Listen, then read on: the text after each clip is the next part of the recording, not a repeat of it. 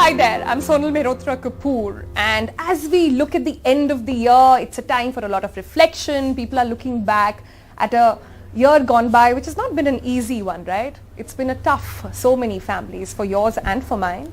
People lost their jobs, people got into relationship, out of relationships, financial mess. Bottom line, if one could be really frank, it's been a shitty year. And if you are looking at perhaps some new year perspective, then that for you is coming with this book called Do Epic Shit. Perhaps more of it, right? So what exactly is this book about? Is it going to solve your problems, create new ones? God knows. Well, we've got Ankur with us here. Thank you. Thank you so To much. give us some insight into how much more shittier can this get and why do you want to make this so shitty? No, this book is hopefully as an escape to everything that you might be struggling with. It's just a reflection of my life and how I have lived with this philosophy of do epic shit, which has been my life motto for several years, and all that I've done is just documented my journey in a book that hopefully everyone would like and appreciate. You know, I read bits of this book and the one thing that really stuck with me was how it starts by a very humbling thing, that it does not teach you anything new. It does not tell you something you haven't heard about. This is essentially something to tell you before you go to sleep at night that, you know, things are going to be all right. Yes. Is that the right sense that I'm picking up? Very much so, very much so. It's a compilation of just my life experiences, and I've had a wonderful life and a fantastic up and down journey. So this is just me documenting it in a way that's not biographical, but in the same sense leaves people with a thought to reflect upon, and hopefully through that get them to do epic shit. Right. So for all of you who don't know Ankur, you're probably living under a rock by now, but if you don't know, he's somebody who's these days called a finfluencer. Influencer. I don't even know what names here. So many of them. You've been talking to people in your own community on various social media platforms, telling them how that even the lowest moments on your life give you sort of an opportunity to rise up. Now, this is an idea everybody keeps talking about. What's different in this book? I think it's just my story and the relevance that people find in it. It's like a Bollywood movie where you would have pretty much the same flow, the same storyline, but some parts of it resonate with you and you find your own life somehow playing on that screen. And that's what I've done. It's not so much about do this, do that, do this, do that, because everyone knows of it. But it's like when it happened to me, and a lot of shit has happened to me, this is how I dealt with it. And I hope that in some way gives you the confidence that you can too, because I'm not the smartest person I know. I'm not the most hardworking person I know. And if I can do that, frankly, anybody else can. So people should take away from some life lessons and sort of reflect back. So there are lots of relationships that you talk about in this book. There is relationship with money, something that you're known to ace already. There is relationship with time, and then there is relationship with self. Yes. If I gave you like 1 minute to sort of describe each of these and perhaps put them in order also for us, and especially current generation. Sure. How would you play that? I think your relationship with money drives most of your external actions and your biases towards how you want to think about your life. Your relationship with time gets you to accomplish those things in a manner that you feel in control or not. And your relationship with your own self is the constant story that you're telling yourself of whether you are actually hitting it or not. And I've met so many successful people who on record are successful and yet not comfortable with where they are. And I've met so many people who on paper would be like, hey, that person is a loser, but they're just so wonderfully connected with their own selves. And I feel that everything then boils down to how they think of money in their life, how do they deal with time when they have that, and what is the relationship and the story they keep telling themselves. You're sort of describing the Instagram generation right now. Yeah, Very, largely very. so. And that is who I speak with. I'm 41. And the big thing that happened, Sonal, in the last 1.5 years was I began speaking to a generation which is largely 18 to 24. Yeah. And it was a whole new world that opened up for me because they are not nearly going through the same experiences that perhaps you and I did. And we had a very different time where the internet came into our life and did transform. But then this generation was born into the internet and they are consuming it vividly and in a manner that can be immensely helpful, but immensely detrimental basis how you deal with it and your own self. Right, talking about this generation, we're going to be keeping this entire session very, very interactive. So let's just shoot in with the first question, then we'll come back to the book. You had a question, go ahead. Yeah, I did. Hey Ankur, psyched to be here. So I have a personal challenge that I face at times. So I have a very few close friends that I get to talk about work with. And when I discuss things about career, they have this fire. They feel like they have this thunder saying that I want to work here. I want to work in this industry. I want to do this by this time. And I have not seen that thunder or that fire in me yet. And it kind of feels like a challenge because I felt like I should have that self-motivation or that inspiration, but I'm still struggling to find it. And I don't want to force myself. So what do you think about that? I would first say, if you don't mind me asking, how old are you? I'm 24. You are way too early in this process. And I know that you feel old as hell and you'll be like, oh my God, 24 and my life is over because I don't know where I am and what I need to do. But don't put yourself into a situation where time is the pressure on you. It isn't. The pressure on you should be exploration. It's quite possible that your friends have figured their things out. It's quite possible they're putting up a facade to just show that they've figured it out. None of that frankly matters. What matters is that you're on a journey where you recognize for yourself that what you're doing may not be what you want to do for the rest of your life. And the only way to figure it out is through exploration. It is not going to happen one fine day that you find your passion hidden somewhere behind a book. It's not going to be so. You will grow into your passion, and that's only going to happen if you devote yourself not just to one identity that you're living right now, but multiple identities beyond work, your nights, your weekends and whatnot, and genuinely find what is it that you're good at, which is a list of things and can be. How many of those things are you truly happy with? And then how does that help the world? Which is in some way directing towards the concept of Ikigai, if you know of it already, but don't bother with that. The larger thing is you have to find things that you are truly good at that make you happy doing.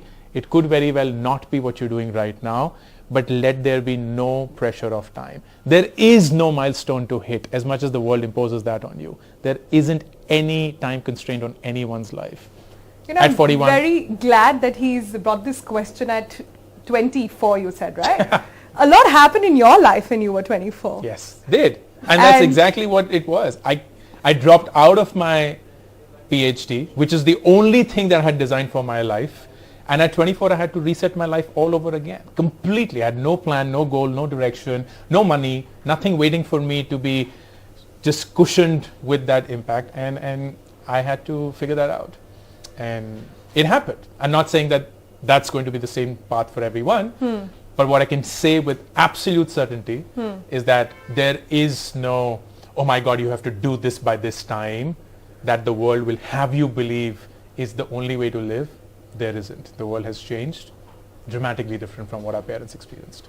That's a good one actually, but also in the beginning of the book you mentioned something that really got my heart. 90s kids will know this for sure. I'm not so sure about all you 24-year-olds out here, but something called book cricket. Yeah, so I've done this. A lot of you watching would know. So let's try that on the show, right? Let me just randomly pick up a page. Awesome. And we'll see how that goes. Okay. Perfect. Give me the page number. Whoever gets a higher number. No, that'll be easier. That'll be okay. Oh, whosoever gets the higher singles.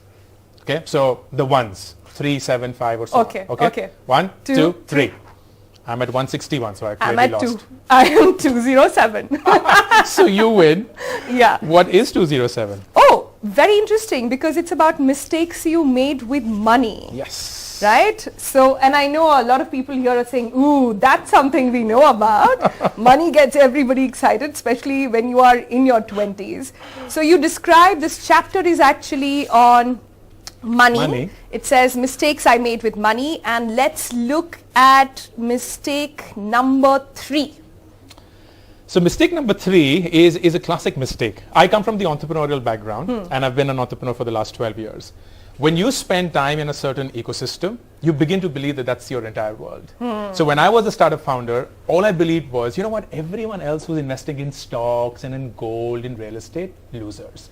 Startup is the shit. Like that's where you make money. So I put all my money, all of my money in startups. The thing about startups when you put in money is that it's extremely risky because there is 1 in 10 chance that you will make money, if at all. Yeah. and it's highly illiquid, which is when you really need the money, You don't there got is it. no money. Yeah. So I was rich on paper, but I had virtually no money and cash in my bank or for anything that I needed in life. Horrible way to deal with money. Such a loser mindset. And I made this mistake completely convinced that the world I was spending my time with was the wiser one, and I knew my stuff and everyone else, of course, Your did. echo chamber. It was just classic echo chamber. Yes. Right. All right. It's that time when we take another question. You have one? Yeah. Yeah. How do you select any particular idea? Like, how do you know if it's good enough or not? Okay, that's a good question. So how do you know whether an idea that you are enamored by is a good one or not? The way to do that is you don't know that. You really don't. So don't make the mistake of assuming that you are the customer. That's a classic mistake people make. If I were to ask all of you, hey, are all of you middle class? Everyone is going to shave your hands because we are all convinced that we are middle class, no values and blah, blah, blah. But the truth is middle class in India is someone who earns between 8 to 10,000 rupees a month. We're not middle class. We're rich sitting in this really nice place and have all our clothes on in this wonderful Delhi winters. But the guy who's plying the rickshaw on the road, that guy is middle class. So if you were to build an idea for middle class India, you would build it for yourself, but you are not a reflection of the customer. So that's mistake number one you don't want to make. Mistake number two, because you're not the customer, you have to go to the customer.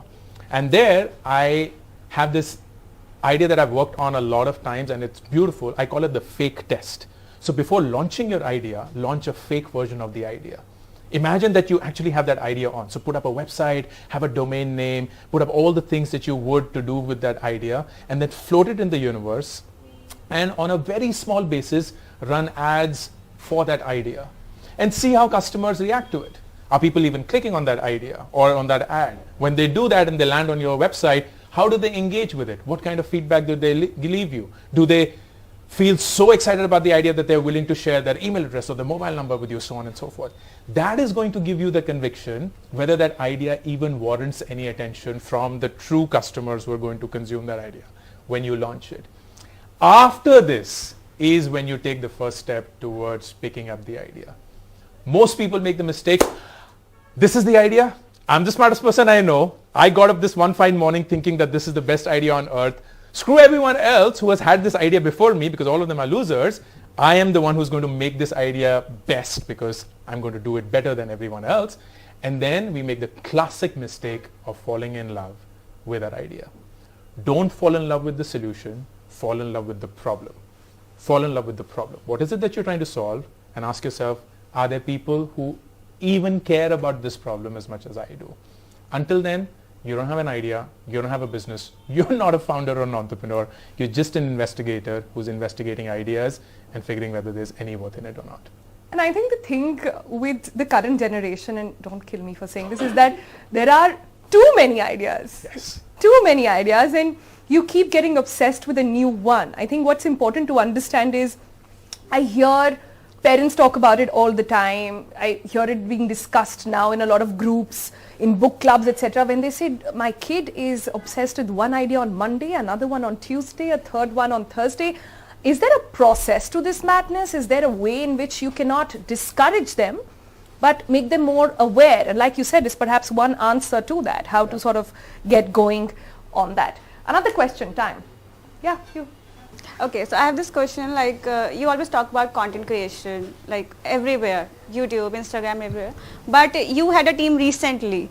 So when you were starting out, like you have a blog like 16 years ago. So how you used to manage at that time, being a CEO and being a father, content ko strategize karna to different platforms? Yeah. So, and that's a good question. One, the game is really long. So don't try and win that game overnight. I was sharing this with all of you. We yesterday hit 50 million views on YouTube. Woo! Thank you. After 4.5 years of YouTube, and 49 million of that 50 million came in the last 1 year. So Really? it's for 3.5 years. Yeah. All that I was doing was showing up with one video a day or a week, and just clinically waiting for it to just bake in the sun, bake in the sun, bake in the sun. And at some point of time it would explode. Who knew when, but it happened, and it happened in the last 1 year. The key is you have to do something that is authentically you, because that's the only way you can get consistency. If you're doing something that is not authentically you, that you have to become someone else to do it, you're going to never be consistent with it. Simple as that. So if you ask me how did I manage all these years of creating content or doing whatever is it that I was doing, it was only because I was being true to myself. I was never doing anything that I felt I had to drag my feet to, or Monday morning, shit, go to work, show up at do's and blah, blah, blah. All that I was doing was, this is something that I love doing. It's something that comes naturally to me, and I will. And if you do that, then at some point of time, trust the process will tilt over in your favor. That's when you win. So you talk about in great length about your own journey, also reflection on how the social media has picked up to you, right? But it's also a demon. It's something that we really got to address in these times specifically. You talk about how, wait for it to bake and let the process take over. But we do have a current situation where a lot of our population is obsessed with this instant gratification that has come in, right? They wake up every morning just to count the number of likes, just to count the number of comments and shares that are coming in. That's a tricky process. And this is something that is now finally getting attention thanks to the pandemic. One thing good that came out of that. Yes. What's your advice to people on this one? One is this realization that everyone starts with 0 followers. People are not born with a million followers or born with XYZ. So when they look at me or anybody else for that matter, and they're like, oh, you have so many followers, so you can do whatever you want to do. Now, everyone starts with 0. So you have to start that journey and commit yourself to it. But most importantly, it's something that is not a fault of this generation. Patience is not something that came to them by way of how life was. Like you and I come from a time where we had no choice but to be patient. We had to stand in line to get things done. We had to wait several years for... I'm just saying I'm not 40, guys. Yeah, you're I'm not. Just saying. You're not. I'm Yeah, just saying. Yeah. No, at 21, you have actually lived a life which is very, very different from most 40 years old. And this generation was just born with instant gratification, as you said. So you have to, and this is the only way it's possible, you have to bring in patience as a part of a habit. How? By genuinely waiting for things that you can get instantly. It is really hard, and what I'm saying sounds like bullshit, but you have to not get things instantly, but wait for things to happen by design. Even if things can happen instantly, you're like, no. For example, you can order a book online and get it tomorrow, but you'll be like, you know what? I'm actually going to go to a bookstore, find out a book, wait in line for the billing counter, and experience that journey while knowing that it'll take me several more days and hours to do that. Why would somebody do that? Because that's the only way that you learn patience through design. Otherwise, you're always going to be this instant gratification demon that is going to consume you. Okay, so let's just say you're saying slow down your life and do it by design. Yes. And wait in queue by design. Yes. Wait in queue by design. By design. Guys, good luck. Try that and write back to us on how that went. Not going to be easy. Not going to be easy. While you're in the line, don't look at your phone. All the best with that. All right. So, I always wanted, everybody I meet who is a motivational speaker or somebody whose life seems very sorted, right? Instagram has taught us that. I always want to know from them, what do you do when you're down and out? So say, I'm sure this book is going to do very well. Say the book doesn't do very well and people say, oh, what is new in this book? There are so many people out there who are writing the same thing. He himself says there's nothing nice. How do you go to sleep at night? What is the thought that you give yourself in the morning? I'm going to sound very philosophical, but frankly, that's the only way that I think about it. I do not have any goals and targets in my life. I only commit to habits. I don't have any goal and target. And my publisher, Chiki, she knows this more than anyone else. This book is not something that is a target, or nothing that I've done is a target. It is like, here's what you have to do as part of a process, and then you continue doing it, and at some point of time, the outcome will become a book. This is a former CEO of multiple companies saying there is nothing called a target in life. Yes. I heard that right? Yes, you heard that right. Okay, go Yes. again. Huh. There is no basis for us to set targets in our life for ourselves. If we hit it, we feel great about ourselves. If we don't hit it, we feel shitty about ourselves. But the truth is, we had no basis for setting that target. It was always a desire. We want to get to that point, so we get that as a goal or a target in life. Instead, and hear me out, I love the look, Instead, what you have to do, or what at least I do, is commit myself to a habit. So instead of saying, oh, 1st Jan is upon us, so the world's going to go into this weight loss resolution wave, instead of saying, I'm going to lose 10 kgs in X months, all you say is, I'm going to show up at the gym every single day. That's it. That is just it. This now needs to become a habit. It is clockwork in my mind that at some point of time during the day, I show up at the gym. If you do that, you're going to far outstrip any goal or any target that you would have set for yourself. So going to the gym is an easy one, but how do you not set a target for a career goal in life? I can give a really long answer, but I don't think that would be the right one.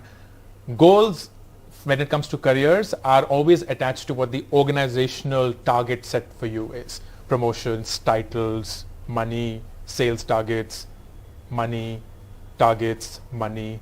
All of that is a wonderful trap that the world has laid out for you to get you hooked on and get married into this beautiful ladder of career. And I'm sorry I'm destroying so many things for you right now. But the truth is, if I were to just commit myself to, I'm going to spend time with people who are nothing like me so that I broaden my horizon every single time. I'm not going to ever feel entitled. I'm never going to get comfortable in my job. And just commit to these habits, you're going to become the best entrepreneur that company has ever seen. And you have to look around yourselves to say most successful professionals in the world are actually thinking like entrepreneurs and not employees.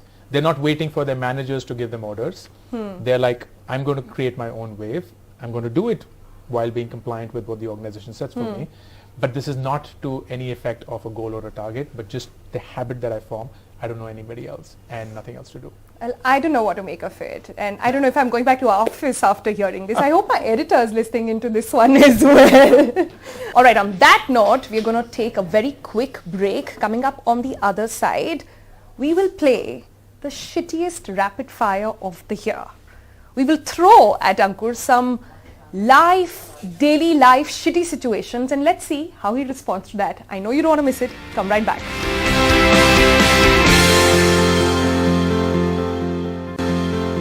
We've chatted at length about a lot of ideas, but I thought since this book is about doing epic shit, let's do like the shittiest rapid fire of the year. Okay? I've got a couple of questions here for you, Ankur, which is about, it's like a daily shit list. Okay. Okay? Real life situations in everyday life that are thrown at you, and I want to know how Ankur deals with it. Okay. You have to, but it's a rapid fire. Sure. So you've got to keep it yes, very, very quick. Exactly. And we're going to hear some reactions from the audience on that one. So Okay. are you ready? Let's play. Let's play. Okay. So the shittiest rapid fire of the year with Ankur.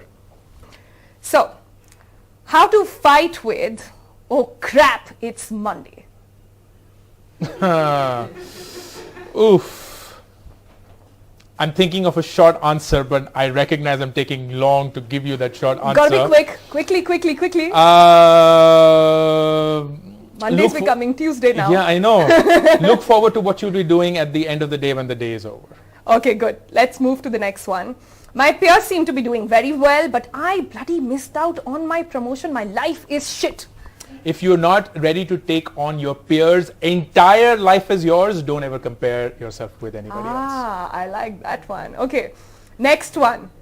My boss is a demon.